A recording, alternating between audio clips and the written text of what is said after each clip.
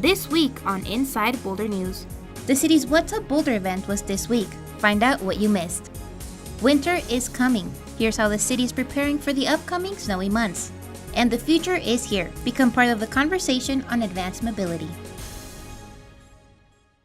Welcome to Inside Boulder News, your chance to share your stories, get involved, and keep up to date on all things Boulder. I'm Jocelyn Avendaño. The first snowfall of the season hit this week in Boulder and across the Denver metro area. This meant snow boots and winter gear for us, but for the city, it was time to bring out the snow plows. And this year, the city has made some changes to make your commute safer during snowy conditions. Safety is always the priority for the city of Boulder when it comes to winter weather. That's why crews are always preparing and thinking one step ahead. We do an extensive training with our crews as well as our support staff. So those are the folks that help with the calls that come in during a snowstorm, as well as the crews that help to maintain our fleets and our trucks and our snowplows in good working order. Long before snow hits the ground, snowplow crews conduct a dry run of the routes throughout the city. Thanks to this practice and feedback from the community, the city has come up with a new way to remove the snow from streets.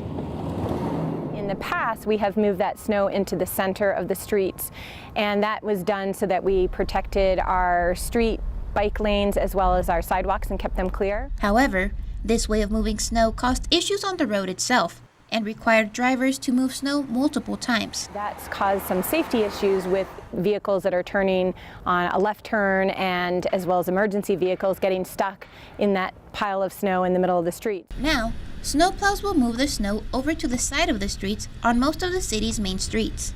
And we definitely want to make sure that residents and businesses in those areas along those streets are aware of this change, because it may impact how and when they actually are clearing their driveways and sidewalks. Also new this year for those traveling around the Boulder community, there's an interactive map that will help you plan your route by car, bus, and multi-use paths. Check it out on the City of Boulder's website by searching snow.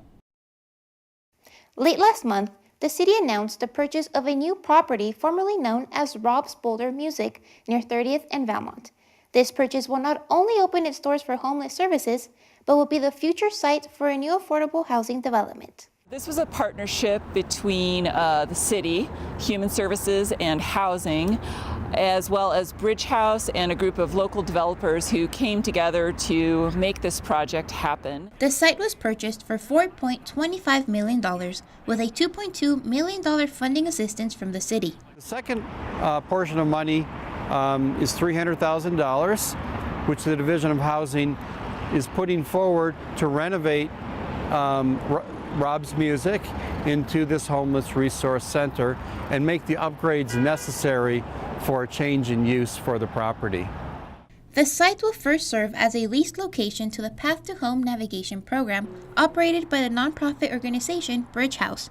This will allow for the building to accommodate for up to 50 beds. So some examples of services that might happen here with navigation would be short-term rental assistance, people who maybe have just fallen out of housing or about to fall out of housing and they need a small amount of help to get back into that housing. The homeless shelter will run for approximately 2 years. After the lease is up, the building will be converted to housing. After it's not used for the homeless shelter in a couple of years, we can rebuild the site into affordable housing. And it will host probably somewhere between 45 and 50 units of affordable housing when it's done. Until then, work is being done to make this once popular music store into a suitable place for homeless services. We're envisioning that it's going to be ready toward the end of 2017 or early 2018. The very first annual What's Up Boulder open house event was this week. Members of the community had the opportunity to learn about the city's projects and services. If you couldn't attend, here's a recap of what you missed. This week, CU Boulder's East Campus was the site of a new approach to community engagement called What's Up Boulder. The city-organized event featured information about 25-plus Boulder projects and future ideas, while providing fun for the whole family. A magician, crafts, and other activities entertained kiddos, while adults had a unique opportunity to talk with city staff. Presentation topics included arts and culture, transportation, climate and sustainability, among others. An estimated 500 residents visited the event over the 3 hours. Staff is still compiling exit surveys from the public, but feedback at the event was largely positive. Don't take our word for it. Here's what the community had to say. Oh, this place is really great. It's really nice to get feedback on what the city is doing these days, and it seems that everything is here.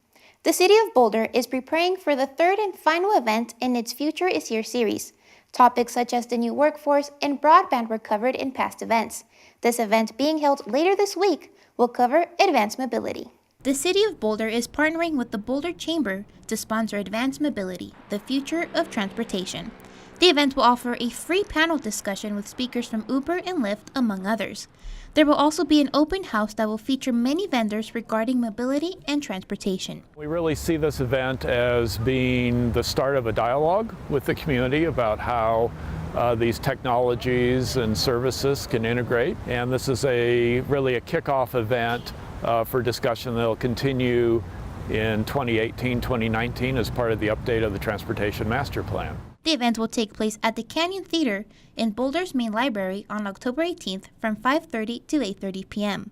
For more information on the event, please visit the website on your screen.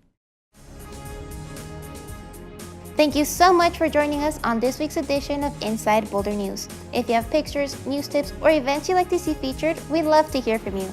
Connect with us on Facebook. You can also sign up to receive video updates right in your inbox. Just go to boulderchannel8.com and click on subscribe. Have a good week.